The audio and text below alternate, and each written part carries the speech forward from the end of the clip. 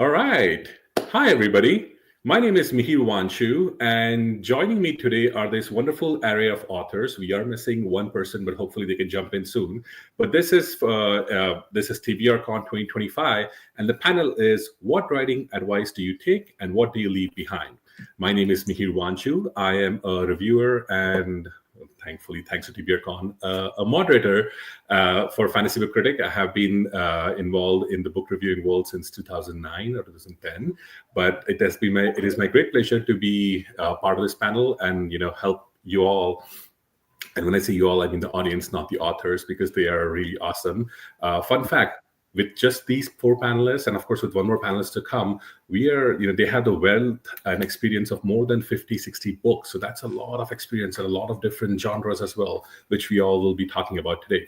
So if it's okay with everybody, I would like the panelists to introduce themselves. And Laura, why don't you start with yourself?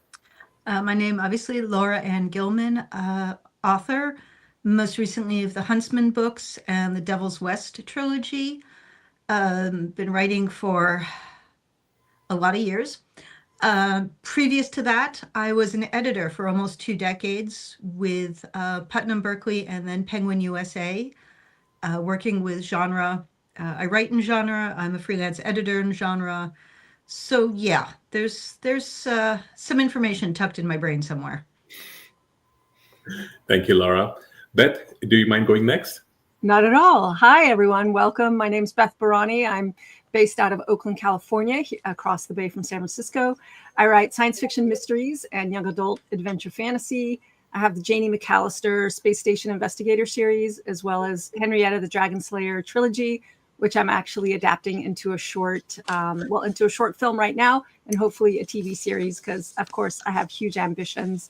And I also write paranormal romance and may eventually get back to that. But sci-fi mysteries and YA fantasy are predominant for me. And by day, I'm actually a writing teacher and a coach with a specialist in science fiction and fantasy. So I have a lot, of course, to say about all of this. And I'm a working writer, too, so I know what it's like. And really happy to be here. Thanks for hosting, being our mod here. And so great to meet all of you authors. And really glad to welcome in our viewers. So thanks for having me. Thank you, Beth. Tim, do you mind going next? Absolutely. Hi, Tim Facciola. Definitely a little newer to the space. My debut epic fantasy trilogy just came out at the end of 2023.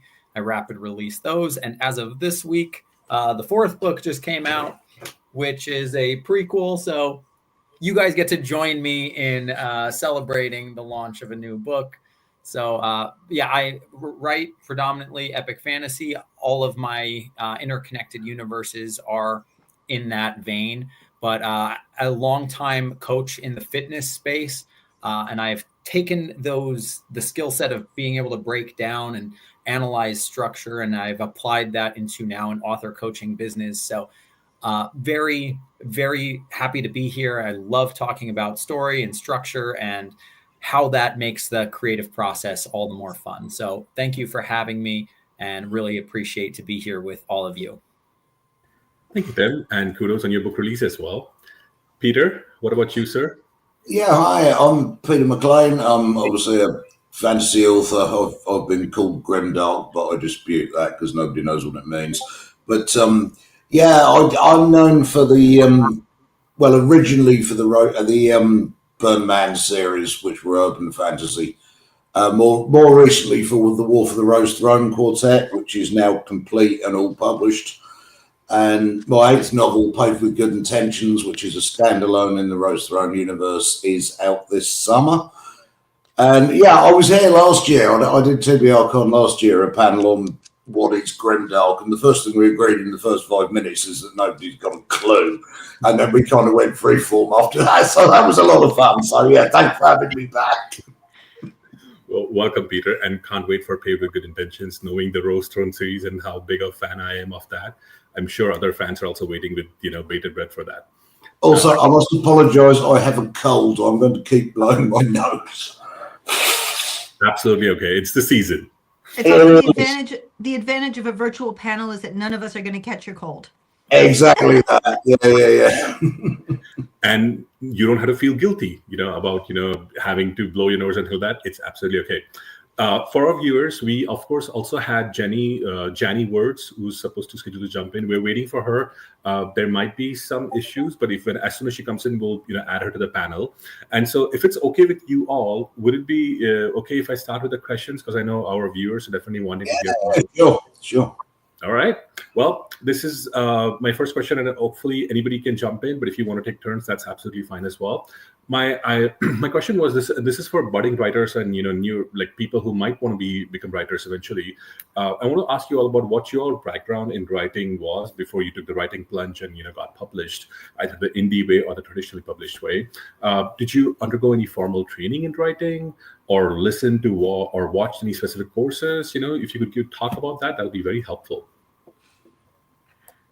I'll go first if you like. No, none whatsoever, and I think I'm probably going to be in the minority on this one. I am a learn by doing guy. My first book didn't come out till I was in my 40s, but I've been writing since my late teens, off and on. Life and career and family got in the way, but I've always done it, and I taught myself to write by basically emulating writers I admired and copying their style for maybe a paragraph or two, maybe a chapter or two. Nothing ever went anywhere. But I was like, can I do a Tanith Lee? Can I do a Stephen King? Can I do a bit of Neil Gaiman? Can I do a bit of Terry Brooks or whatever it may have been, And I completely taught myself. And eventually I accidentally wrote an urban fantasy complete novel and accidentally got it published by an independent publisher. And I thought, this isn't quite so bad, is it? But formal training, other than A-level English lit in high school, no, absolutely none whatsoever. For me, I think it depends on how we're defining formal. Do I have an MFA? No. Have I taken writing courses in college? I did. I had great fortune to go to a school where rather than having academics teach writing, they hired novelists to teach writing courses.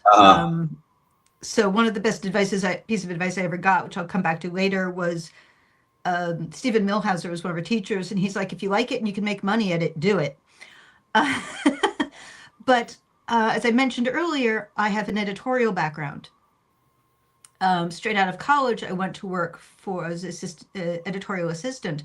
So I had exposure literally to so many professional writers.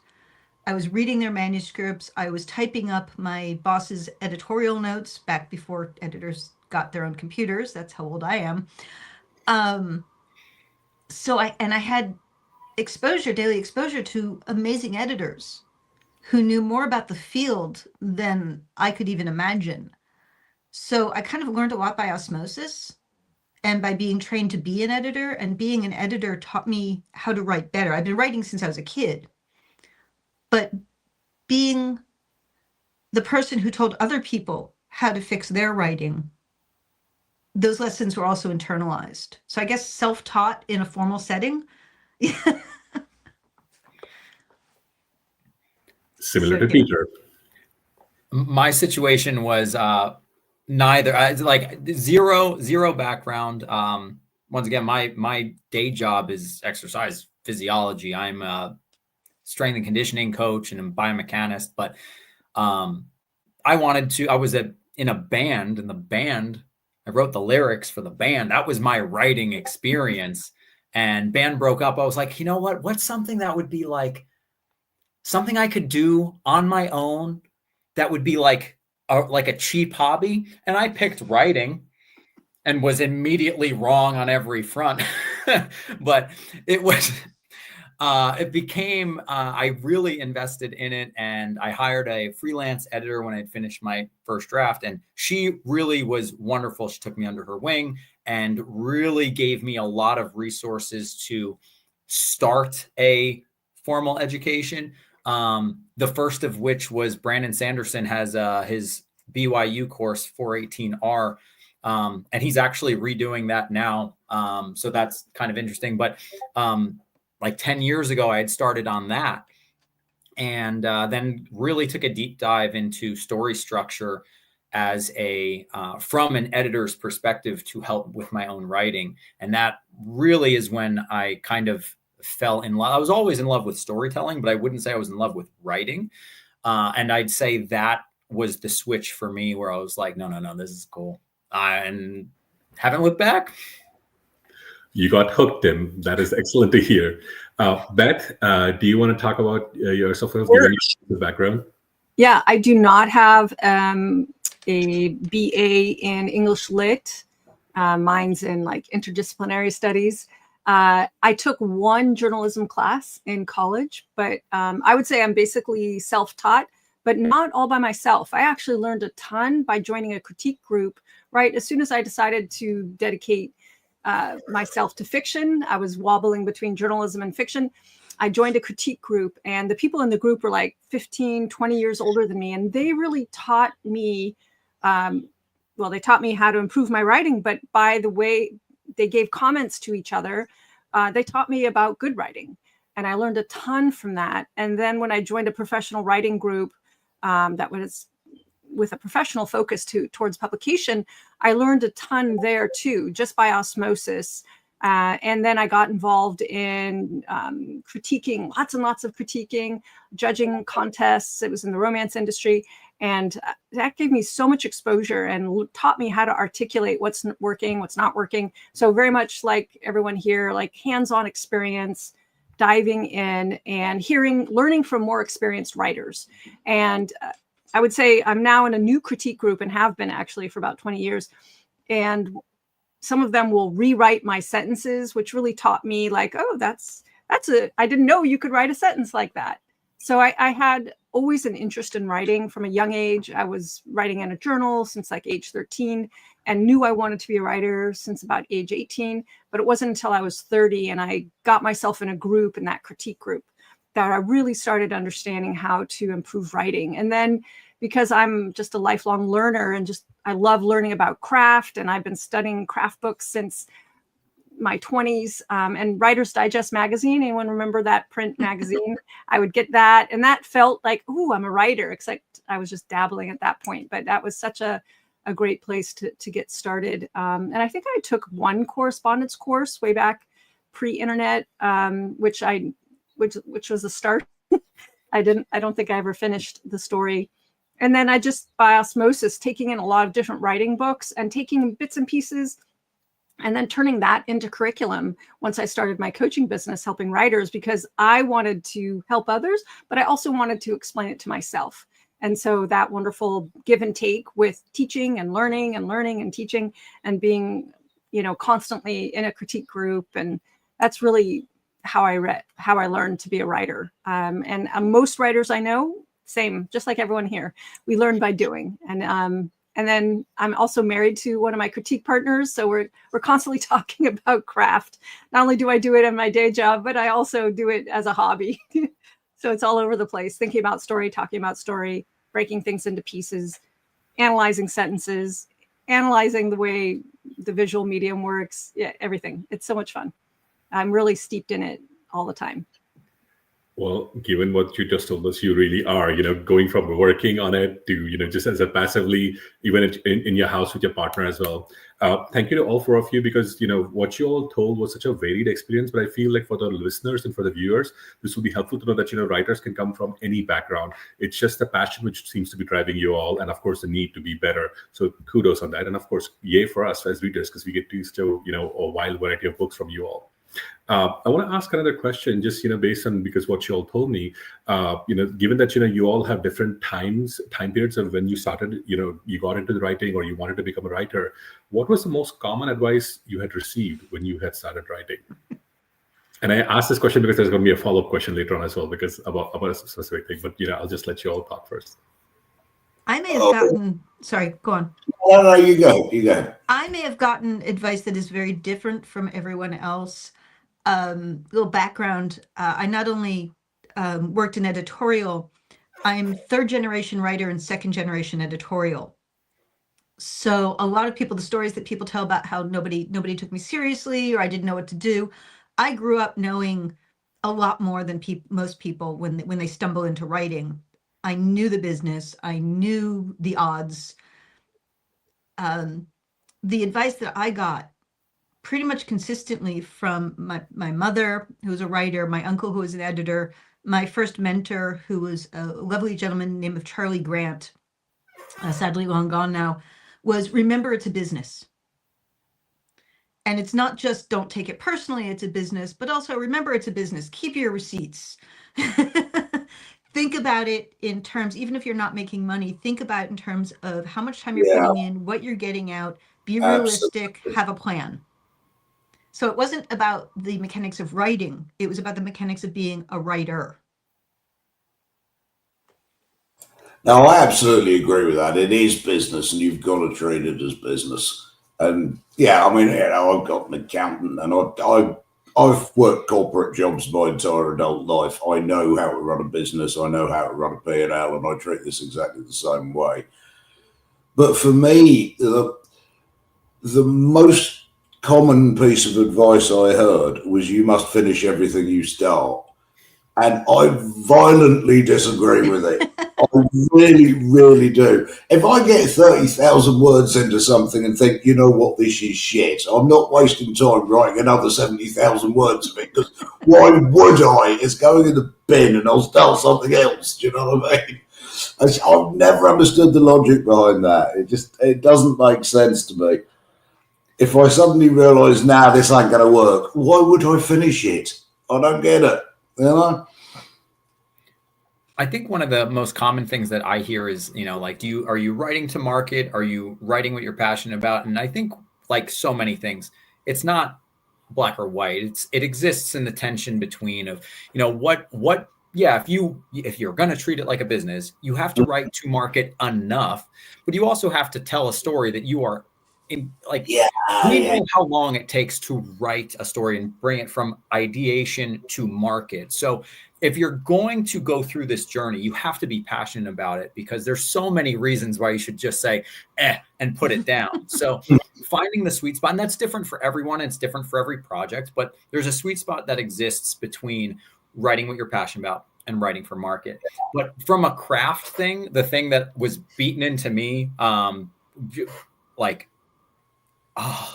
the amount of times my first professionally edited manuscript came with show, don't tell, show, don't tell, show, don't tell. It's just like, okay.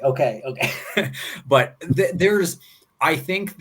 so now I feel like it's almost been said so much that people, like, when I'm seeing first drafts from some of my writers, they're showing everything. And it's just like, don't. So the pendulum swings a little too far, because there's a time to show, a time to tell, and a time to almost imply. So I think we're going to talk about a lot of rules today. And I think the most important rule is to remember that all rules exist on a spectrum, and there's a time and a place for how much and when. They're more guidelines than rules, you might say. I think one thing I'd pick up on what you just said, though. I mean, yes, writing to your passion. I was always told, write the book you want to read, and that's exactly what I did. Writing to market is a mug's game, certainly in trade publishing, because the stuff that is market now was bought 2, if not 3 years ago. I mean, you look at stuff like Fourth Wing and the whole romantasy tidal wave. If you start writing one now, by the time you're ready to submit it, no one's buying that anymore. It's like vampire novels in the 90s. It becomes yesterday's news. Do you know what I mean? Yeah, as an editor, I can confirm this in that trends start simply because a book hits. Yeah. Exactly. And somebody who's writing their passion who hits has just started a trend. They didn't write to the trend. And as Peter says, especially now in trad publishing, unless you can write a book in like 3 months, I know some people who can, and I hate them. They're dear friends of mine, and I hate them. You're never going to be able to catch up, because by the time the book goes through, the trend will be gone, and then you get blamed for the poor sales. Yeah. Absolutely agree. Yeah. Thank you. I came in on the very downswing of the so-called grimdark wave, and Yeah, I mean, stuff like George Martin and Joe Abercrombie at the start of the trend were obviously enormously popular and still were when I wrote mine. But by the time it actually came out, it kind of, the world had moved on, and you just like, oh, okay. Missed that boat, but hey. The funny thing about those boats, though, is they seem to come back around, right? Like everything goes inside. I mean, 25 years ago, the rise of dystopian, and then it fell out of favor really hard, and now it's back. Like they come back around. So I think if you write the story you're passionate about, might not be what blows up now, but if you have a good product. Exactly. I mean, we had 20 years of Hunger Games clones, didn't we, in the dystopian space? But I can see that starting to ramp up again. I mean, the way the world's going, it's got more relevant again, hasn't it? Do you know what I mean? But yeah, one massive hit, and suddenly everybody starts chasing that trend, and then the market saturates and it moves on to the next thing. You know what I mean? Absolutely. So, yeah, seems to be how it works. Yeah, so I'll jump in with, I was told to write what you know, which was hard because I was always interested in science fiction and fantasy. And I'm like, yeah, I have to make it all up. But as I've written over the years, I realized what that means for me is write the emotional truth. Put the emotional truth of of who I am, my life experience, what I've observed. That is the truth of what I know. So in that way, I'm writing what I know. And then there's one other piece of advice I was given as a child, because I asked my mom, who got the advice from her mother, and my great grandmother was a writer. And the advice given to me as a child about writing was, well, write the beginning, then write the middle, and then write the end, which was completely mystifying as a child. And it wasn't until I started studying story structure that I finally could deconstruct that. And now I understand what that means. And I guess the third advice, which was more in the zeitgeist, which was my great grandmother would just sit down and work like every day on her work. Mm-hmm. And while I wasn't around her very much, I heard stories. And so that image of her sitting down on her typewriter, her little portable typewriter that she would take with her across the country and write what she heard, and like that practice, that was very much helped me develop the discipline of becoming a writer. Oh, that's brilliant. My grandfather was a publisher's editor, so I guess I've got it in the he mostly edited non-fiction, and he wrote a couple of non-fic books on ancient ceramics, bizarrely enough. That was his passion, but I've got them on my shelf purely because he was my granddad, but I'm never going to read them. But, we've got kind of publishing in the bloodline the same as you have, so that's great. One thing that Beth said, writing what you know, and I think Mihir was going to weave us into that later on. I always tell people, write what you know doesn't mean limit yourself. It means learn more. Yes. Oh, that's a good way of looking at it, actually. When people say to me, well, what should I study in college if I want to be a writer? My answer is everything. Mm-hmm. I mean, I have an English major. I also have a history major, and I ended up with a geology minor because I was interested and I kept going. But even as a writer, you have to be constantly bringing in new stuff, whether it's eavesdropping on somebody in the coffee shop. We all do it. Or reading, or just finding, for me, my hobby is finding journals on subjects I know nothing about and just reading them. I ended up writing an entire trilogy about wine magic because I got interested in wine, and then I started learning about winemaking, and all of a sudden it's like this world just opened up in front of me. You never know where it's going to come from. Yeah. I've got a similar but very, very lazy approach to this. I leverage social media a lot, and I'm on record as saying this. I collect interesting people. Yeah, regardless of political orientation or any of that nonsense people get excited about. I collect interesting people who know things. And I know I can go on Facebook or on especially the research forums, absolute right, and ask the maddest question. And there is not only somebody who totally knows what I mean, but is actually an expert in it. I asked a question on Facebook a couple of nights ago because I had a bit of a story plot buddy. And I said, do I know any forensic anthropologists? Which, of course, it turns out, of course I do, because I collect people. And I was like, where is the line between excavating a burial site and desecrating a grave? I know there must be one, but I don't know where it is. And I got sent academic articles, experiences of someone's brother-in-law who does this. But I was like, I love you people. There is always someone who knows the answer. That was one thing that Twitter, rest in peace, was so good for. Yeah, it Blue was. Sky is getting there because we've got this wide range of people now, but you used to be able to just throw out, can somebody tell me something about X? And Yes, they you can. had more information than you needed from actual professionals. Yeah. Exactly. That is brilliant, isn't it? I love knowing interesting people who know the answer to whatever mad-ass question I throw out there. There's always someone that knows the answer. That is You wonderful. just have to be careful that you are listening to the professionals and not somebody who just has an opinion. Oh, sure, yeah. But, And yeah. a big shout out to YouTube, because I spent a lot of time on YouTube listening to science explainers because I'm writing science fiction, and also searching out odd corners of science and all the disciplines to kind of bring in, like what you were doing with journals, Laura, I do with searching out odd topics that I'd never heard about in science, and just opening up what could be for my story worlds. Oh, I know, it's fascinating, and the stuff some people know about is just absolutely fascinating. How do you even get a job like that? You know what I mean? Laura, you brought up a very interesting point. You said, of course you write what you know, but it's not really about writing what you know. It's also about getting to know what you want to write. And then you said about research. Now, the thing is, I want to bring this up an interesting point. Beth writes really like some really out there sci-fi and mystery thrillers. Laura, you have written, like you mentioned, the Vineyard fantasy. You've written Cold West, the series of Western historical fantasy novels. Peter, you have written crime fantasy. You have written, I don't even know what to call it. I remember reading your first original, series with Angry Robot. Where it was urban fantasy, but it was very dark. It was, exorcism, demons, and all of that. And Tim, you have written, I believe, because I have your first two books, you have written kind of like epic fantasy, but it's also around a Mediterranean world with Roman elements or Greek elements, or the actual romantasy, so as to speak. But my question to you, all of this, is because you have picked such varied subjects to kind of base your stories upon.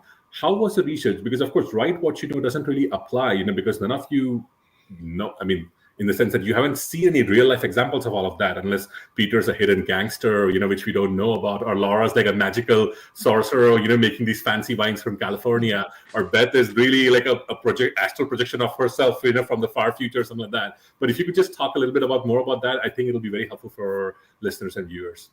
The whole thing of write what you know is write what you're interested enough in to pursue learning about, Yes. so you know it. And I think that like, if it's just, okay, so for example, I write very Roman style. There's a big Greek influence. There's a lot of mythology, but there's also like some technological things that like, over the course of writing, I need to look this up. How did they go about, something simple like the rigging a ship. How many people do I need to get this ship from point A to point B? If I have two people, is this even physically possible? Well, a little research goes a long way. So there's stuff that like, do I really care about nautical seafaring? Not tremendously, but I need to do enough of it to suspend the disbelief of my fantasy world. Not just fantasy needs to be grounded. It can't just be like, magic. I hate that. As a reader, I hate it. As a writer, it grinds my gears. So there's a degree of, okay, this is the stuff I'm really passionate about, and I need to do a deep dive in to ground my story. And then there's other things. It's like, well, I've done this much. I need to do just a little bit in this area to connect all the dots together. One thing Tim said about grounding is pretty much where I start, where when I'm creating a story, when I'm world building, I stand on and I start from base nature, which is to say, who are my characters? What do they need? What do they want? And then I start gathering things that will help that. So, and that's when I start, like, what do I need to know for these characters? What do I need to know to, again, as Tim said, the structure for the suspension of disbelief? Because that is the writer's job. It is the reader's job to come in and suspend their disbelief. It is the writer's job to give them the structure. You may notice I talk with my hands. It is the writer's job to give them the structure that they can hang that disbelief on. And that is what I use as a basis for what I need to learn. What is going to be realistic? When you're writing historical fiction, whether it's fantastical or realistic, you have to bring in just enough of the real history so that when you make shit up, it doesn't seem out of place, and the reader is not going to be able to tell you of 5 things which you made up and which are real, unless they're actually historians of that period, in which case you're going to get letters. But that's how I approach things, which is not, first I'll do random info searches just to fill my brain. But when I'm actually writing, when I'm actually creating the world, it's what elements do I need? It's very much craftsmanship of a carpentry sort. Thank you, Laura. Peter, Beth, do either of you want to jump in? Yeah, I can jump in. Go for it. Okay, thanks. So the first 4 books in the Sci-Fi Mystery series are set in a hotel casino space station. So we don't have space stations like this yet. So, of course, I studied the current space stations, but also designs that real people have for space stations. I didn't really rely on other people's science fiction stories. I actually went and read someone's master's thesis for a space station design. I looked at images. I looked at NASA companies that are working on plans, things like that. And then I also went to Las Vegas because, of course, we could. And I talked to hotel people about what does it take to run a high-end hotel, because I was staying in not high-end hotels, but I could pick people's brains, and they loved that. It was so flattering to ask them about their work. And so, because I had to figure out how to staff this hotel and take my investigator into the hotel, and she works for the hotel. And then I did things like I read early manuals on investigations. I looked at the history of the investigations. I studied, that was so fascinating, like the real person that Sherlock Holmes was based on. And my husband also writes thrillers. So that was such a thing that we have in common that we love to study. And I also went online and I looked at real things that investigators have to study, have to know. And then I also would read up on laws, and I'm doing a lot of new things in my book, but I would look at what are the international laws around something. And so then I would riff off of that. I read the UN Space Treaty from 1967. I did all this real research, and then I extrapolated. And then I also read lots of newsletters that talk about the things that are happening in laboratories right now about science. Oh, this graphene thing and that, electric new doohickey thing. And, oh, what if we could put a computer on a cell? And I'm like, ooh, I could use that. Or so I just take what's going on often in laboratories, and I just extrapolate out and just guesstimate things and think deeply about things, and have lots of conversations with my husband, who happens to be also a high school physics teacher. So I could talk about, well, if we did have an engine that created gravity on a space station, how would that have to work? And how it is beyond our current science. And XYZ would have to be discovered or understood to make that happen. So what kind of technology could underpin the kind of world that I want to create? I had to think deeply about that. And as you can see, lots of research, but it's my fun thing. And so I have a sort of a baseline. If the research isn't fun, I'm going in the wrong direction. And so the research has to be fun. I've had book projects where I tried to research things that was kind of a grind. I'm not a historical fiction writer, because doing the historical research was a grind. I didn't really enjoy it. I could do it, but it wasn't fun. It's only when it becomes where I get to research things, and then I get to spin off into the fantastical, whether it's in the science direction or in the fantasy direction. Which that's a whole other source of information. I do a lot of cultural research, folklore, being around people from different cultures, listening to different languages, and then music. Music is a huge influence. So listening to different kinds of music also really helps me. So I'll stop here because this is definitely a place I like swim in every day. Every day I'm bringing in new ideas, things, studying things for my books. Beth's comment reminds me of the corollary advice to all research, which is know when to stop. Yeah, I actually dedicate time. So instead of writing, I might be researching because I have a limited amount of time to work on my book. So I'm like, oh, today's a research day. Instead of edit the book, I'm going to go and like deep dive for an hour or two.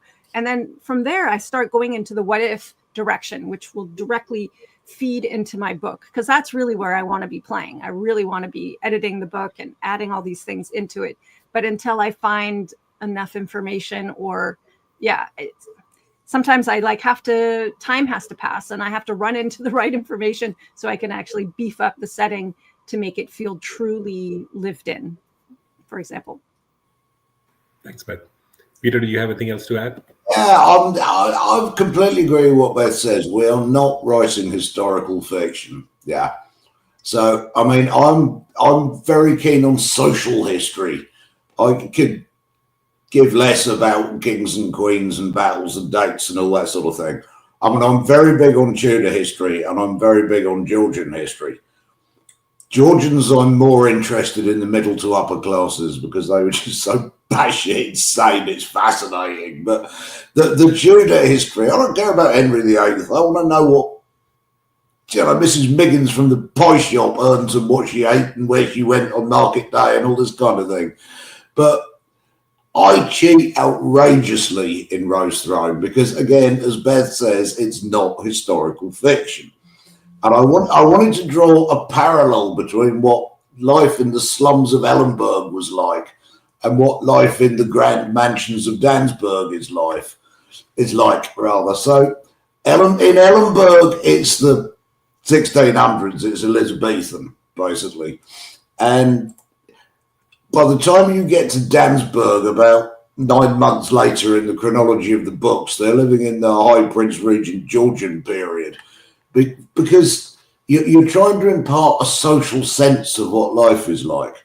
So you've got your poor people in the slums are eating pottage and maybe mutton if they're lucky. And by the time you get to Dansburg, it's herb-crusted pike and, roast suckling pig and capons and all this sort of thing. Because, I mean, I know exactly what a Georgian royal feast, a Tudor royal feast looked like. But to anybody who doesn't, it would be bloody incomprehensible. But the way of rich Georgian people is not very different to the way of rich people now. So it imparts that sense of social gulf. And I mean, yeah, historical accuracy is absolutely a bloody window, but it isn't supposed to be historical fiction. It's supposed to make an impression. And yeah, it's like, I don't know if any of you ever watched old 70s cowboy movies, but whenever they go to a saloon, the saloon girls are wearing nylons, and you think, well, they're not in 1840, they're not, mate. But it was to look the part and impress on its contemporary audience what they would have looked like. I don't think, knee-length knickerbockers weren't really going to impress anybody in 1976, were they? But it makes the point to the audience. It's exactly the same approach I'm going for. And there's a balance that must be struck between historical accuracy. You want to be historically respectful, but also modern. Like, it needs to reach a modern audience. Otherwise, what are we doing? Like, our whole point is to connect with our readers. So exactly, it's not just historical accuracy, scientific accuracy as well. Again, going back to the structure, you've got to have enough so that the reader believes, but not so much that you're limiting your story in where it can go and what you want to do with it in your own world. It's again, when I did the Vine Art War books, everything that I used about growing grapes, making wine was accurate, except where it wasn't. Where I needed it to be different for the story.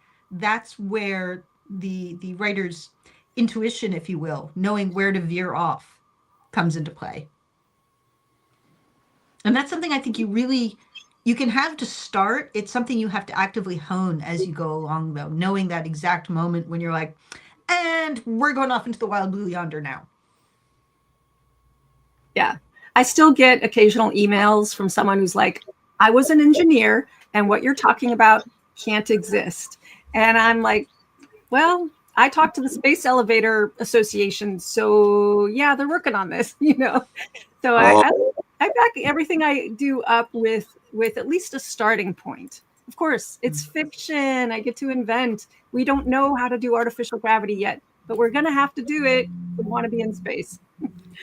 I had somebody actually in the Huntsman book, somebody emailed me and like, so I was really enjoying this book until I got to this point, and that didn't actually happen. And I'm like, to the best of my knowledge, there aren't actually hellhounds wandering around Connecticut either. And yet there they are in my book. So I didn't say that. I thought it. I love that. That's great. I never been to Connecticut, but it wouldn't surprise me. Oh dear me. Oh, can I just answer an audience question? Because I've just seen it. Yeah. Chanel Patterson, you all mentioned the genre fads that continuously cycle through, but is there a fictional character that has stuck with you? Whether it is something you've read or something you've written yourselves. And I've got to weigh in on this one. Yes. Trust the Legend from David Gemmell. I learned so much about honourable manhood from reading Gemmell and specifically that character. I will never forget Trust the Legend. If you haven't read Legend by David Gemmell, 1986, I highly suggest you do. It is the best, in my opinion. There are two characters. Oh, yeah. Hit with me. One, and I was thinking about this because I think it was C.L. Moore's birthday recently, Jarell of Jory. Who is one of the original tough chick characters. You would not want to run into her into a dark alley, and yet just an amazing character. And the other, changing genres entirely, is Harriet Vane from the Lord Peter Wimsey mysteries, who just, I wouldn't want to be her. I'm not even sure I'd want her for a friend. I don't know, though. And absolutely an amazing character. And I think, well, how would Harriet react to this? She just was this incredibly real character to me. I believe that she's an actual person. Also, Lady Vintage from Jen Williams' Ninth Reign series, if anyone's read them, she's a great character as well. She's a kind of academic archaeologist in a bull down with a crossbow, and nobody messes with Vintage. You know what I mean? She's a great character. She really is. This is a bit of a cop-out because it's not a specific character, but it's every character in Nathan McCarrick's Nottingham novel. It's a Robin Hood retelling, and the use of the perspective and how there's I want to say there's 6 different point of view characters, and when you're in their head, they are absolutely correct. It is like a lesson in philosophy and psychology all at once. It was so well done that I don't care what skin you put on that type of story. I will read it. I will love it. And you won't be able to talk me out of it.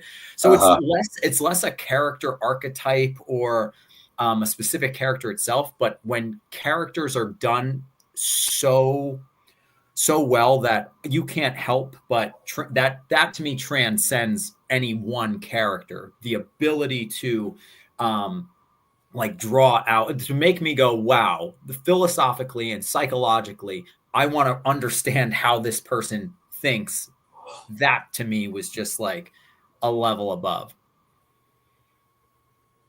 Thank you for sharing. I think Beth has just stepped off. She'll be back soon, hopefully. Peter, as a fellow David Gemmell fan, I heartily agree. Though for people listening, you can start with Legend, or you can even start with the first Chronicles of Thirst the Legend, which was the way on him becoming a legend. Tim, if you don't mind, if you could just type in the name of the book for the comments. Sure. I feel like the name of the book and the author was really something people would love to hear more about. And Laura, I know who you're talking about because I just saw a skeet on Blue Sky about Jarell of Jory and people talking about C.L. Moore and how she was an influential character from way beyond. Of course, people don't know about it as well. So thank you to all of you, and thank you to Chanel for bringing up this question.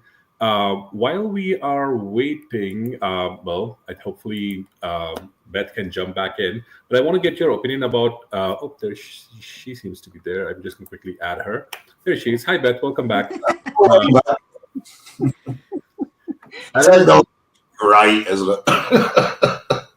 I don't know, Beth, if you want to take a stab at this question, if you had an opinion about which characters or character had stuck with you before we move on. Yeah, sure. Sorry about that. Tech issues over here. Well, I have to say my character, Henrietta the Dragon Slayer, has really stuck with me. It's one of my characters, and it's the name of the trilogy. I can't let her go. She's been with me since I was 19. I'll be 57 this year. I'm now working on a little TV show that I ambitiously want to create. So she's what really came to mind.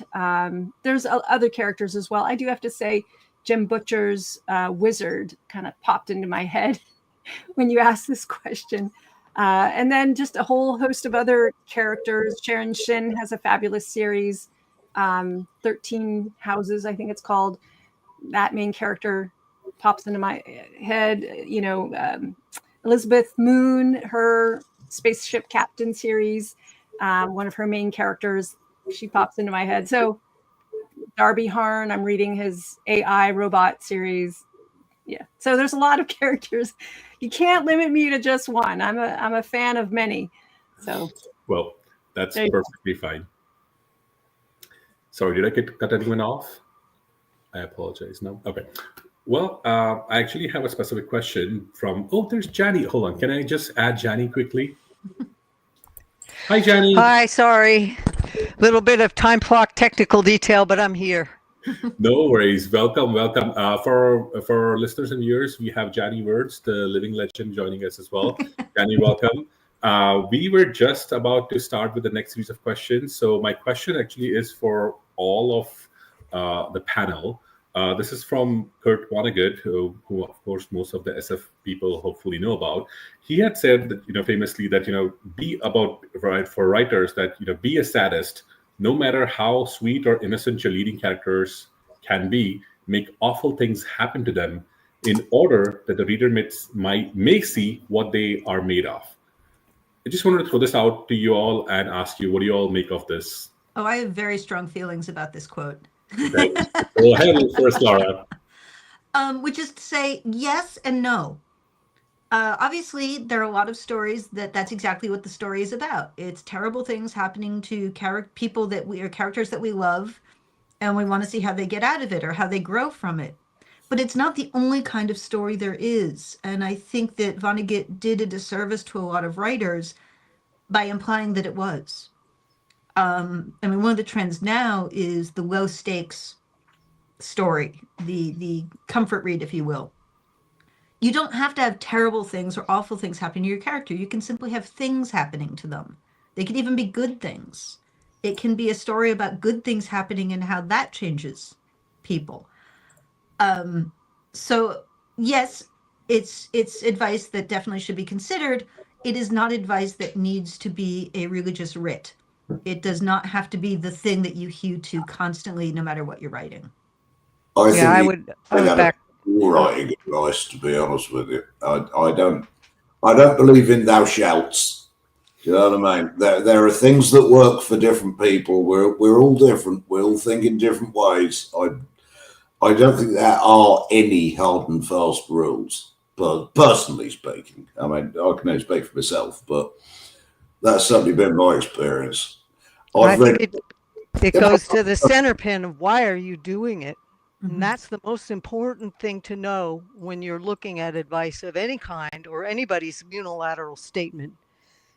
It may or may not apply to you at all. So the first thing you have to do is sort what's making you write that story to begin with. Where's the heart of it? What is your stake in it? What do you want to see out of this writing? And what kind of person do you want to reach?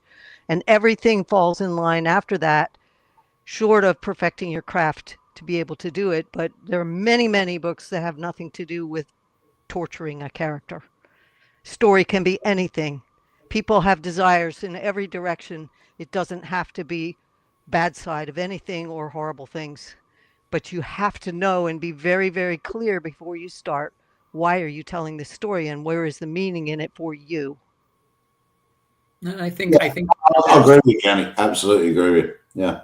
There's like there's personal stakes and then there's world stakes, right? So if there's genre conventions that if you're writing an epic fantasy and there aren't at the very least high personal stakes, you're probably not going to be able to market to that tip. The reader is going to expect some degree of this, and I think that's where there's even nuance within.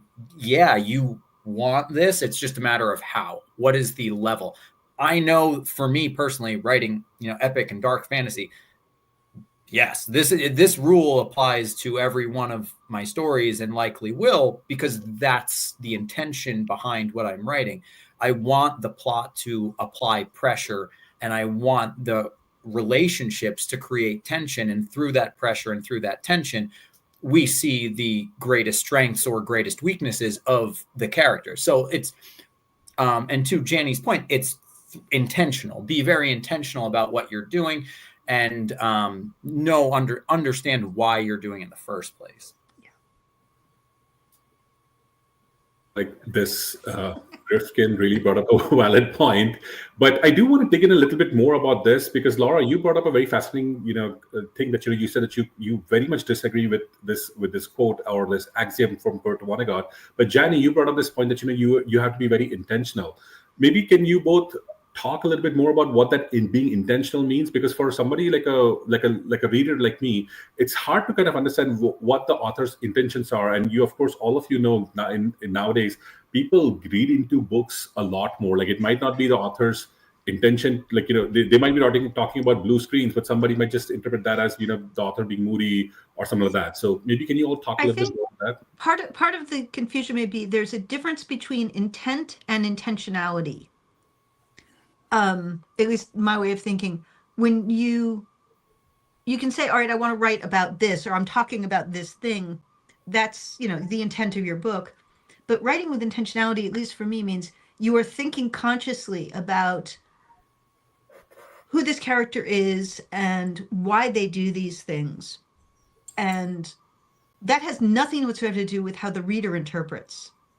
Once my gut is, once a book is written and published, it no longer belongs to me, it belongs to the readers. Yeah. That's not to say they can say you didn't mean this. Yes, I did mean X or Y, but they're going to bring their own interpretations to it. But when you're creating, intentionality means you are doing things for a reason. If you're going to torture them, it has to be for a reason. It can't just be because, well, that's how stories are written. You have to think about, what is the purpose of this? Why am I doing this? Why are they going through that? What do we expect to get from it? And that is a thing that you absolutely have to bring to whatever you're doing, but especially if you are doing terrible things, why are you doing that? Like, that's what I meant. I'm not sure if that's what Janny meant. There's a very tired belief that is so entrenched in our society. Sometimes I want to break things. And that is the only way to learn anything, is to suffer. Mm. And that is wrong. You can have an epiphany. You can run across an experience that lifts you up and makes you view everything completely differently.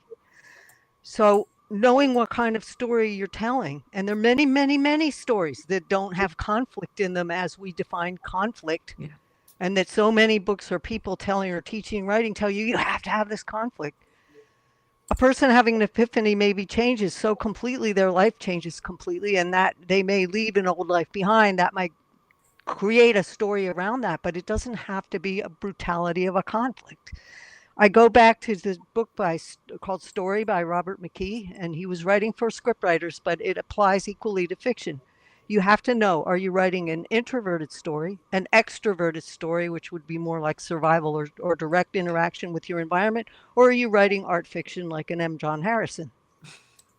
So you have to understand, what kind of story are you telling? So there's where the homework part comes in. Get your intentionality, understand what kind of story you're telling, and then understand craft-wise what you have to do to put that point across. But it does not have to center around a conflict. It does not have to. And it especially doesn't have to center around a negative conflict. There are positive conflicts you can play with also. There's, as Jan's saying, there's just so many options that I think that's why I disagree with Vonnegut, because he's saying this is what you must do. And as writers, most of us hear that and go, I'll teach you. Well, that actually brings me up to another question, which I think will kind of tie in with this. And I want to, given all of your, your experiences and your wide breadth of writing in genres, I want to hear from you all about what are your personal rules or commandments for writing, or just the writing, or maybe something that you wish to pass on to newer writers as well. Seat of the pants to the seat of the chair. You're not going to write unless you write. That is the only rule that I have, because every other thing that worked for me once doesn't necessarily work again. Another story is going to demand something different. Some write really, really easily and you just fly through, and some write like pulling nails out of your head. It's horrible. Yeah. The trick is making the reader not notice the difference. And I know too that from decades and decades of doing this and writing book after book after book, life changes, perspectives change, menopause can change entirely how you create. It can literally alter how something comes out of the meat grinder. So trying to make a rule, it's not going to work. What works today may not work tomorrow. So the main thing again is go back to the intentionality. What kind of story am I telling? Where did my values change from the last story I wrote, and why is this one different? Has my creative process changed? It can be radically different. So I don't have rules, and I avoid them because I see people get blocked and stopped by rules. And the reason is that you cannot create and destroy at the same time. And if you're creating, all the rules are gone, they're dead. Because you can always fix it later. Fixing it later is when the rules come in, then the editing comes in, then you're deciding what to keep and what not, because you understand your story by then. But if you try to do both of those projects at once, create with rules, the rules are going to slow you. They're going to stop it. I think my rules, different wording, but the same as Janny's, which is first AIC, ass in chair, which is the advice I give to everybody who comes to me and says, what's the secret? Ass in chair, sit down, fingers to keyboard, get it done. And I have to remind myself that every morning after doing this for a couple of decades. It's still, and the other is let it flow, which is when you're writing, just let it go. Don't overthink it. Don't try to force yourself back to the outline. When you are in the moment, when you're in the zone, your story knows where it's going to go. Fixing it is for later. Fixing it is for post-production. You can get back to that. But if the words are coming, do not stop them because, I'm not on outline anymore. Good. That means the story is evolving. It's organic. You're doing it right. I know very few people who write strictly to outline and stay on it, and mostly they were trained writing tie-ins. But you've got to trust that moment when you're writing. That is my rule. Sit down and trust yourself. I think Fix it later. I think it depends on what you're writing. I mean, I absolutely agree there are no hard and fast rules, but when I wrote War for the Rose Throne Quartet, I mean, it's 4 books that are basically all one really long book. It's a continuous story. I outlined the hell out of that. I knew how the last book ended before I'd finished chapter 1 of the first book. It was really, really planned out. And it was supposed to be a trilogy. It ended up having to be 4 books. And I owe a huge debt of gratitude to Jo Fletcher for letting me do that, because I very cheekily said, I think I need another book, please, Mom. And she gave me one and paid me for it, which was wonderful. But that doesn't generally happen. But my new one that's out this summer is a standalone in the same world. And I completely pantsed that, and it just wrote itself. Because I thought, well, I know who I'm starting with. I know who the main character is. I know who needs to still be alive at the end. Boom, just go for it. Just don't kill him or her and her, and you're good. You know what I mean? I literally made that up as I went along. But I think if you're doing a big, complicated, in my case, very political series, you've got to plot the hell out of it. Well, I've got to plot the hell out of it. I didn't say don't plot it. I said don't worry about if the words are flowing and you're going off. Oh, sure, yeah, go with it. You can drag it back later. I mean, when I say outline the hell of it, I don't mean scene by scene. It's chat. I mean, I write books if I'm outlining at all, like you'd write a movie. Do you know what I mean? I'll storyboard it, and it's big scene to big scene to big scene, and how you get from one to the other. Yeah, you make it up as you go along. That's absolutely cool. But Now, Everybody's different. If Annie McCaffrey outlined a book, she never wrote it. All the fun was in developing it as she went. So what works for you, yeah, great, fantastic, do it, but it may not I work said for we're someone else. all different. Before you joined, one of the first things I said was I don't believe in universal thou shalt rules. We've all got our own ways of doing things, I think. And you know, what's great for somebody might not work for somebody else, and vice versa. So yeah, I don't like rule books at all. One thing I find many people don't understand how creativity actually works. It is intuitive, and intuitive leaps the gap. So if you have a starting point and you know where you want to finish any scene, any chapter, anything, or you want to arrive at this line, or you want to arrive at this finish, that's not necessarily planning, that's having a goal in mind. You don't have to know how you get there. Because creativity is intuitive. It will fill in the process and it will leap that gap. And when you look back in hindsight, logic is going to say, oh, it was there all along. It makes perfect sense. Your subconscious brain is really, really good at this. So you have to let it go, and you have to understand that leaping that gap means you don't logic it. Sometimes you can push it a little with logic, but you're not going to get that spark. You're not going to get that it's roaring when you're really, really on a roll. You're leaping that gap. So understanding that intuitive creativity is not necessarily going step by step by plotting reason is really important. It's not said enough. There's also, though, because like, how long have you been doing this so that you understand the trends, the rules, how to break them, when to break them, how to set it up so that you can do these, like follow that intuition. But I think for a lot of new writers, and I'm sure we've all seen like that first time writer super excited about their manuscript, and it's meandering, it's flowing, but it's not flowing anywhere. It's just kind of going. So I think there's an understanding of, we need to have that. Like the word intentionality comes back to it. Like you do need to know what type of story you're trying to tell. And I think once you have that big picture, 30,000 foot view, then it's very easy to, like, the details, that'll come out in the wash, but big picture wise, know the rules so you can break the rules. And that's why it's important to read. It's important to consume stories, so that your brain is like wired for it. You intuit based on the things you've come across in the past. So I think there's a degree of, depending on where you are in your creative journey, you might not know how you create yet, and that's okay.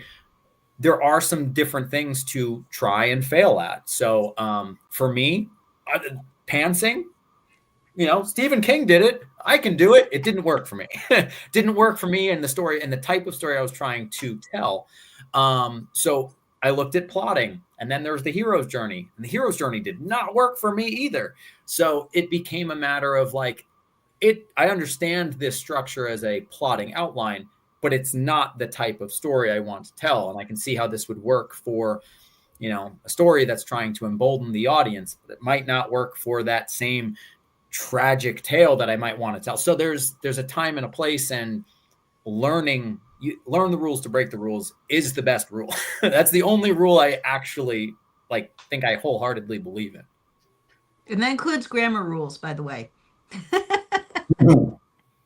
Laura, I'm sure you've had a lot of experience of this where you get a young writer, I've mentored a few, and they hand you a sprawling mess, exactly like you said. And that's okay. Do the sprawling mess. Because when I'm handed that sprawling mess, I can take a chapter of it, it's 30 pages, and I can ask the person writing, what did you want to say here?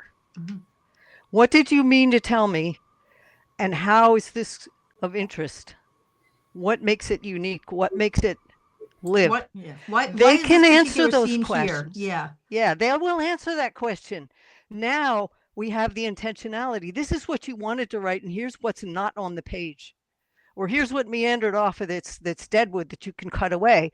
But if you don't have that sprawling mess to start with, you don't have anything to carve up, to edit down, and to develop. I think It's there's also- ways to sprawl, though. There's shorthand ways of sprawling to expedite that process, and having a loose outline or plot methodology to help. If it works for you, if it works for if you, it works for you, and sure. I want to also say, if it works for you in that particular book, because every time, and this is something that I think a lot of writers, especially younger writers, will come to me and say, I wrote the first book and it was easy and the second book is hard. I'm like, first of all, that second bookitis, it happens to everybody. But also because every time we write a book, a short story, a novella, whatever, we learn something in the process, whether it's about writing, whether it's about our own process. And the next time we go to write, we are integrating that new knowledge and that new skill. So of course it's harder. We're trying to, we leveled up, even if we didn't realize it. And process, as Janny says, process can change. I used to be a strict outliner. And then I wrote a couple of books with no outline whatsoever. And now I do something in between because I found that's my happy place. That's where I work. But it will change as you grow, as you learn, as you take in more understanding of yourself and how you write and what you want to do. And that is, I think, in many ways, really the only difference between a beginning writer and an established or long-term writer is that they have a better understanding of how they work. That, and you've already picked the low-hanging fruit, so you got to dig deeper. All right, that too. Get ready for that one. Yeah, I'd like to jump in with some of my key principles. And one of them I tell myself often is that every little bit of writing counts. Because some days I can only spend 20 minutes and work on a paragraph because in edits, or even if I'm writing, write 100 words. Some days it's 1,000 words I can write, or I can edit the whole paragraph, the whole chapter. So I notice, looking back now, working on my 16th novel, that every little bit counts. And my job is, I think, Janny, you mentioned this, like the reader doesn't know. The reader doesn't know good days and bad days. And actually, I can't tell either. When I look back at it after some distance, I can't tell who I was on that day that I worked on the book, especially since I edit my book with so many passes. So that's one thing, that every little bit counts. And then the second part, I have 4 things. The second is to stay connected to the passion that drives the story. And so for me, that's the main character, what she wants, what she's going after, why she's there, why I'm writing a 5th book on the same main character. That's really important to me, to reconnect to her and her why and everything. And then thirdly is to listen to my body and take care of myself. If I'm been sitting too long, my body is like yelling at me, get up, go take a walk, go move around. I really need to listen to that. And when I do, everything flows. I think, Laura, you mentioned something about flow. And then number 4 is back to passion. Really, I frame it as trust my heart and trust my creative instincts, which sometimes take me off in all kinds of directions. And I noticed that from the first book I published all the way to now, the things that work are because I trusted myself, even if it logically didn't appear correct or normal or expected. That's where the juice is. That's where the charge is, to just trust myself.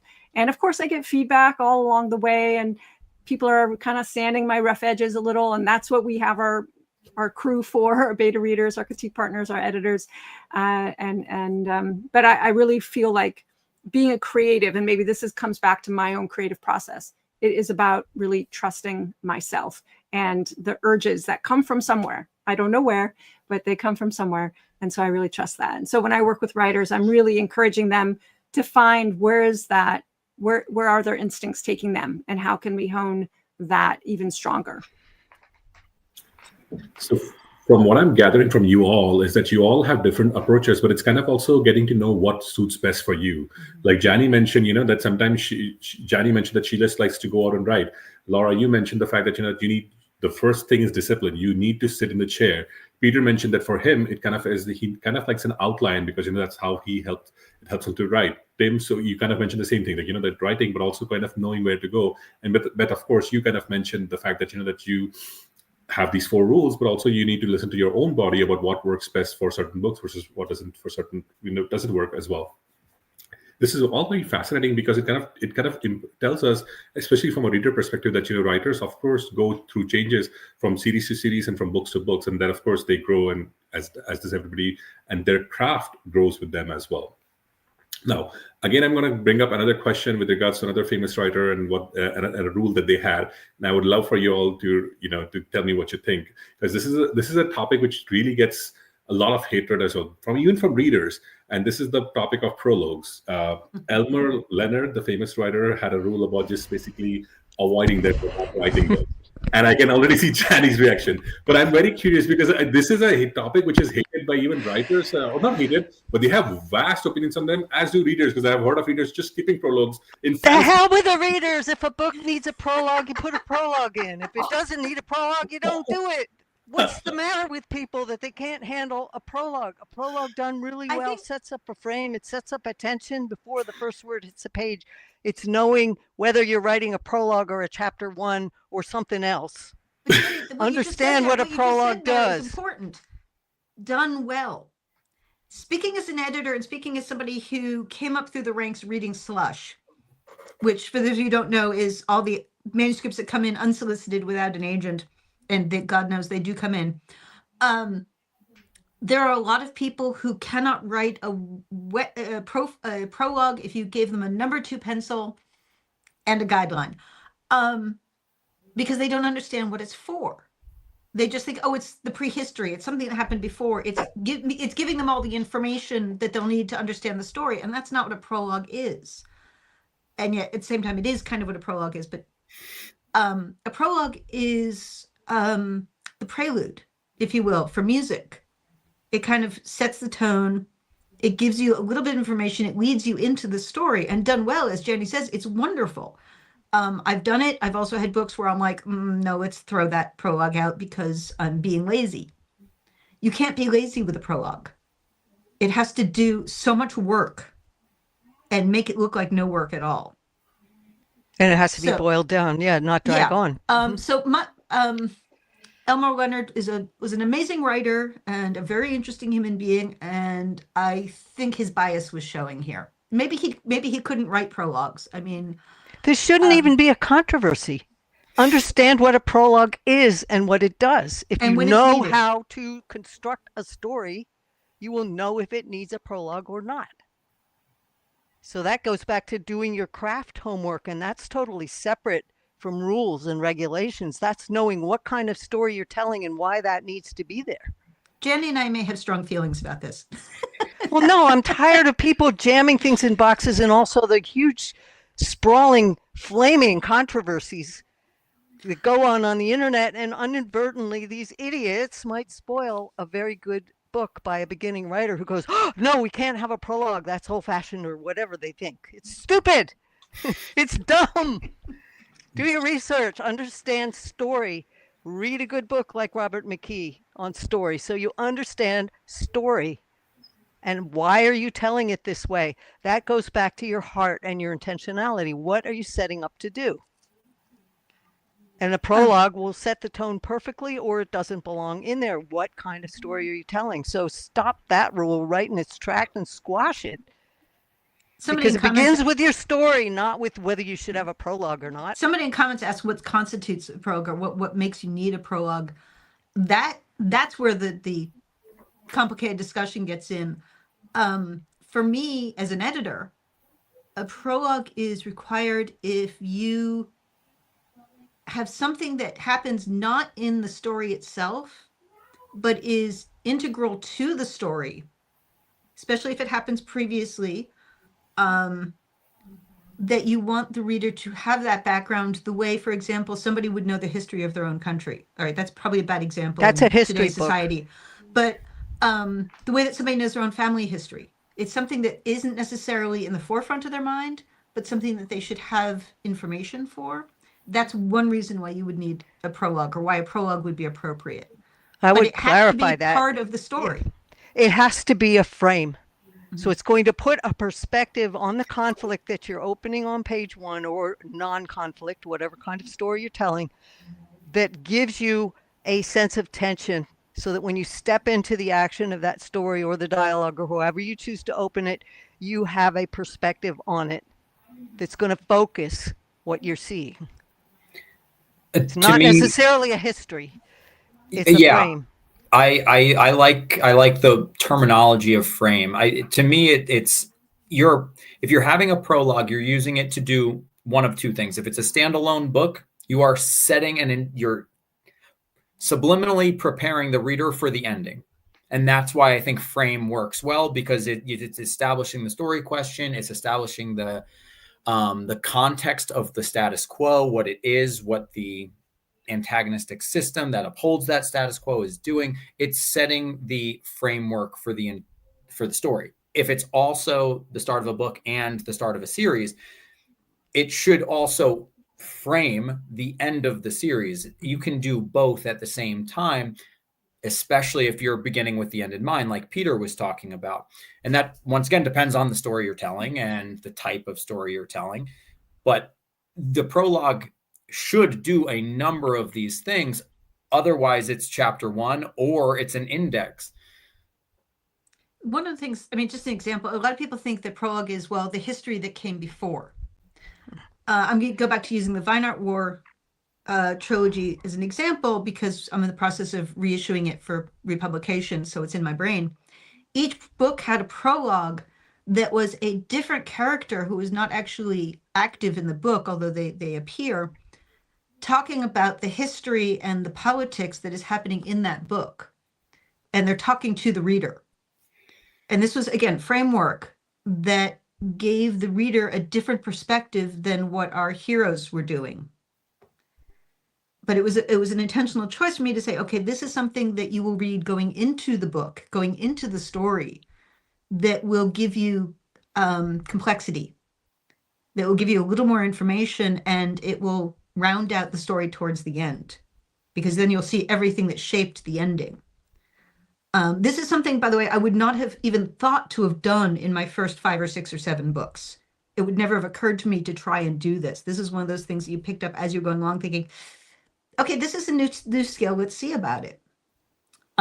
So if you're starting out and you're like, oh my God, I would never be able to handle that, I would never know to do that, that's perfectly fine. That is kind of, it's 201 level, not 101 level. It's giving a focus and a frame. So yeah, if you understand how to craft a story, and you don't have to worry about that when you're just drafting and starting page 1, you might figure out that you need it later. Doesn't matter. But I would immediately blow up anybody who told me prologues are evil. Get them out of there. They serve a purpose. Know what that purpose is. Peter, Beth, do you folks wish to chime in? I use, Peter, it sounds like you're muted. I don't use prologues. I've thought deeply each time. Yeah. No, I was saying the same thing. I mean, in 8 books, I've never written a prologue because I haven't written the sort of book that needs one. And like Janny says, if it needs to be there, then do it. If it doesn't, don't. And none of my books have needed one, so I haven't ever done one. But I read a thread on I think it was on the Fantasy Faction group not long ago that said, if a book has a prologue, do you skip it?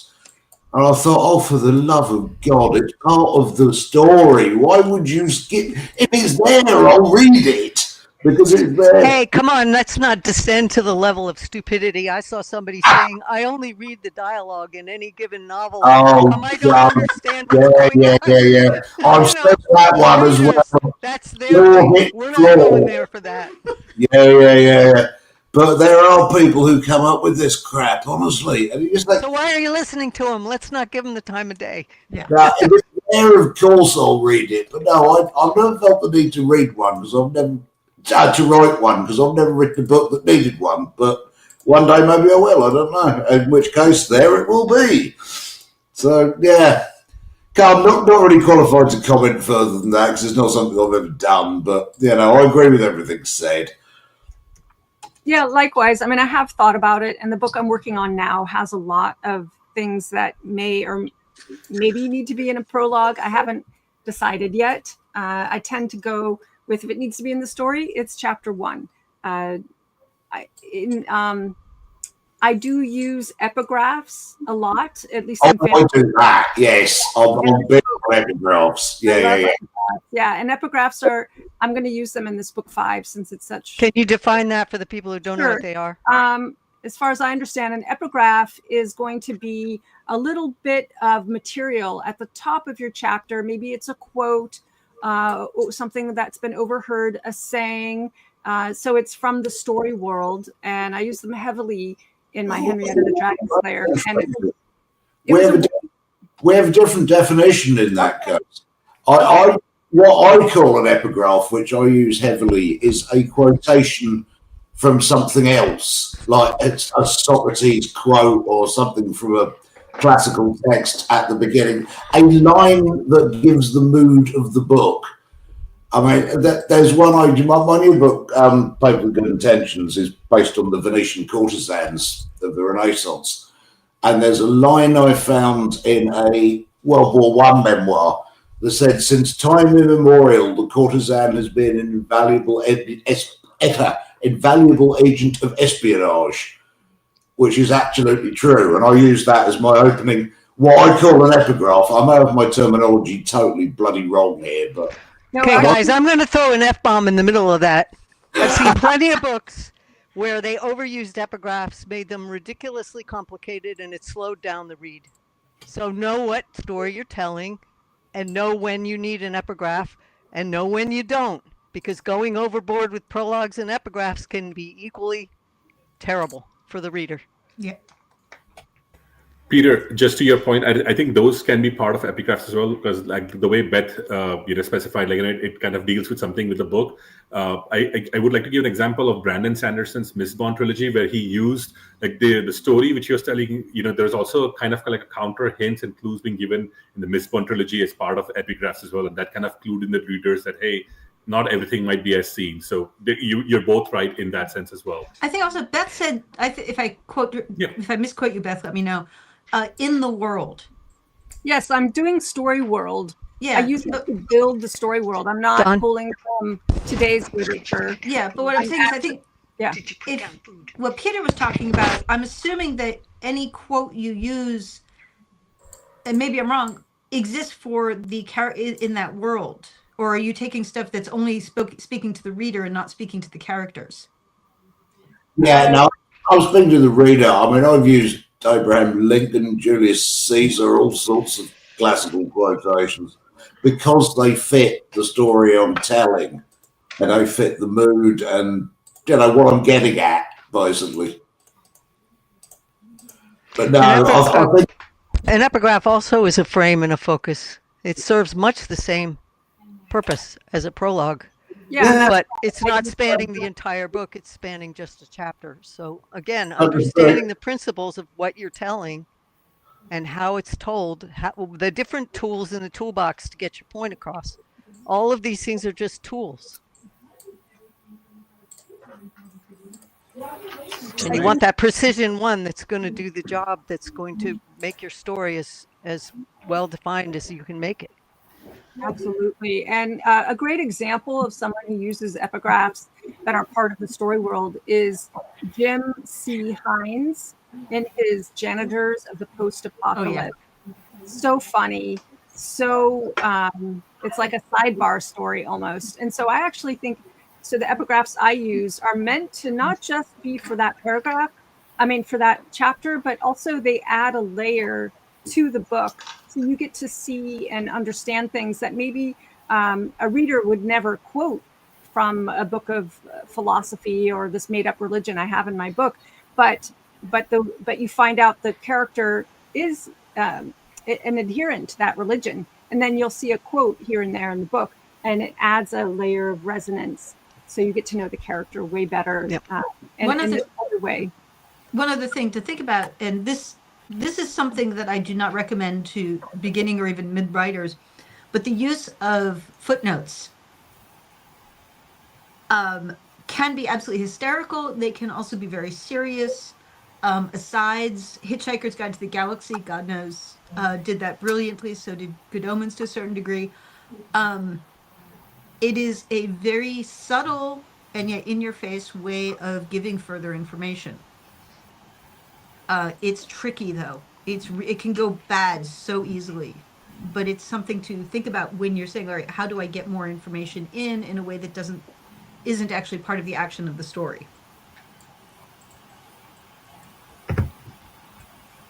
All right. Since we are, I had asked for the audience viewers for some questions as well, and I think I got a really excellent one. I'm just going to pull it up on the, on the screen, so I'm going to read it out to you. This is an odd question, but how often do you give unsolicited advice to other authors versus offering advice if asked? And this question is by Entro Archives, and thank you so much, Entro Archives, for this. I would love to hear your opinion on this one. Absolutely never. That's kind of like saying your kid is ugly. You know? I would never. If somebody comes up to you and says, is the outfit of my kid, is that a little much or is it really cute? And you say either, oh no, it's adorable, or yeah, I would tone it down a little. You don't walk up to them and say, you dressed your kid funny. Just don't. Never. Just plain never. Never. I have to say what's hard is when people ask me for advice on their manuscript as if I'm supposed to give it to them, but I'm actually a professional. So I just ignore. If they're not a high school student, I will help high school students for free if they write me, if they have that much courage to write me for advice. But I don't actually review their work. I just ask questions. Unsolicited advice means they haven't asked you. If somebody asks me, if somebody comes up to me and says, a friend or another writer, did you read that? Yeah, I did. What did you think? At that point, the filter of good manners comes down. The editorial filter comes down, and I tell them as gently as possible anything that might not be what they want to hear. But also, if I can say, oh my God, I loved it. I love that character. I didn't like this character so much. As with any advice, you give the good, you give the not so good, you try to do it as gently as possible. And again, you only do it if you're asked. We are not, randomly going on the internet and spewing off, oh my God, I hated this book. You can say you love the book, but generally don't. It's unprofessional in my opinion. Advice of any kind anyway is a form of self-judgment projected onto whatever they're asking for. So you better understand what you're doing. You're not coming from their stance. You're coming from your stance. And so I never ever do it unless I'm asked. And when I'm asked, I usually flip it upside down and say, what kind of story were you trying to tell? Because then I know it's not my self-judgment looking at their page and assuming what story they're telling. They're telling me what story they're telling. Now I can start from their standing point and say, here's why it's working and here's where it's not. Yeah. And I So think I also always flip it over. A point that Beth sort of implied, she and I think Peter also, sorry, that's my dog. Max, hush. Sorry. Apologies. Somebody's obviously outside. We're professionals. We get paid to give advice. I'll be right back. Max, chill.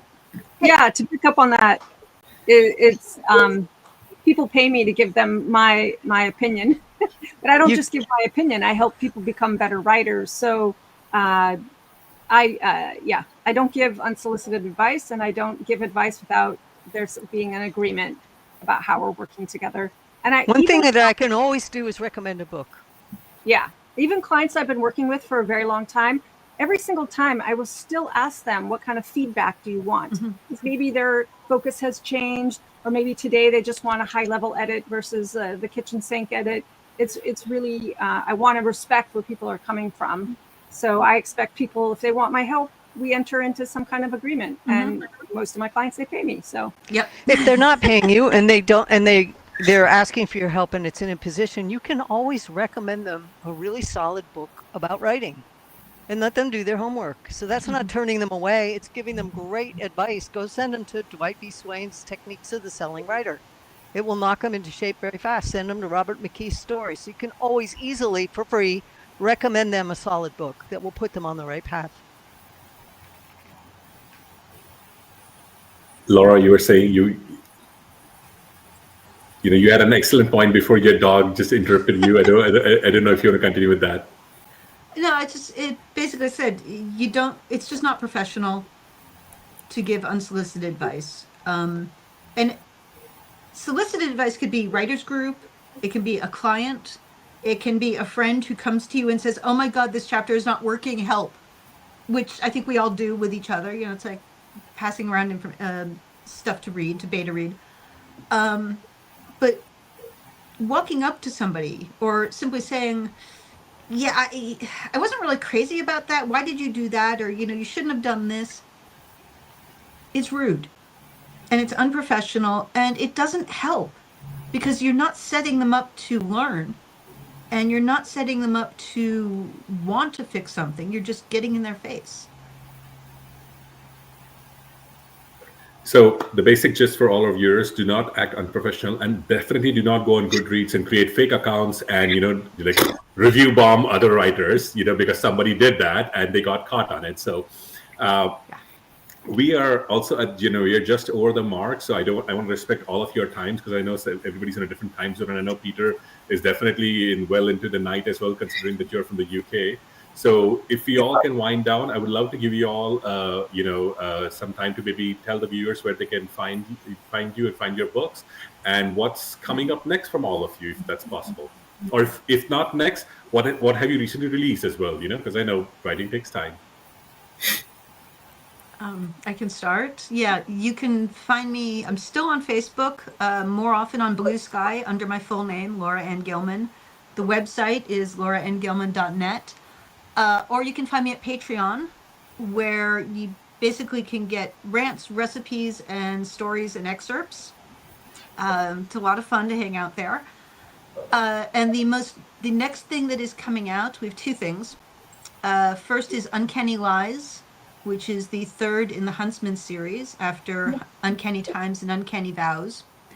And I'm, as I mentioned earlier, re-releasing the Vinart War trilogy, which has been out of print for a while. So we're bringing that back this year. And if you go to my website, you can sign up for the newsletter, which is the best way to find out about anything. I'll go next. I look next on if we go in order. Same places. I'm also on Instagram and TikTok, as long as TikTok is a thing, at Tim Facciola. I also have a Patreon, same name, at Tim Facciola. The biggest thing that I do on my Patreon is I run a Discord server. That Discord server has a writing group. We meet every 2 weeks and discuss stories and give solicited advice about and workshopping. And there's a good group of people. So you're helping me celebrate this. Ghosts of Rania just came out on Monday, so that will be it for a little while. But I'll have new updates on the newsletter, so that's the best place to find me. Website is timfacciola.com. Thank you, Tim. Peter, how about you? Why don't you go next? Yeah, I'm on Blue Sky and Instagram as PMC666. I'm on Facebook under my real name. I have a website that's probably about 6 years out of date called talonwraith.com that I really need to sort out. And I have my new book's a standalone set in my Rose Throne world. It's called Paved with Good Intentions. And it's out in late June from Arcadia at Hachette. Well, that's me. Folks can find me at my fiction author.bethbarany.com. I'm on the socials at Beth Barany, Instagram, Facebook, Blue Sky, Twitter, X, whatever. And what I'm working on now is book 5 in my Janny McAllister Space Station Mystery Series. It may come out at the end of this year. No promises. I'm really just taking my time with this one. And there's 4 books to entertain you. Janny McAllister Mystery Series. And I'm and I have a weekly newsletter. If you like to stay in touch, do sign up for that. Perfect. And Janny, do you want to go? I'm the only Janny Wurts in the world. If you spell it exactly like you see on the screen there and Google it, you will find my official website. I have a fan page on Facebook that's fairly active, but I do not run it. but I will see them. The messages are closed, but I will see a post. I will be flagged if something comes in. I'm on Blue Sky. I still have an account on Twitter. I still have an account at Goodreads.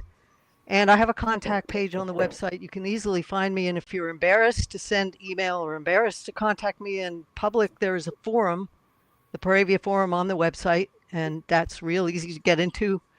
There's no charge. Everything is free. So I'm probably one of the more accessible people that you can find.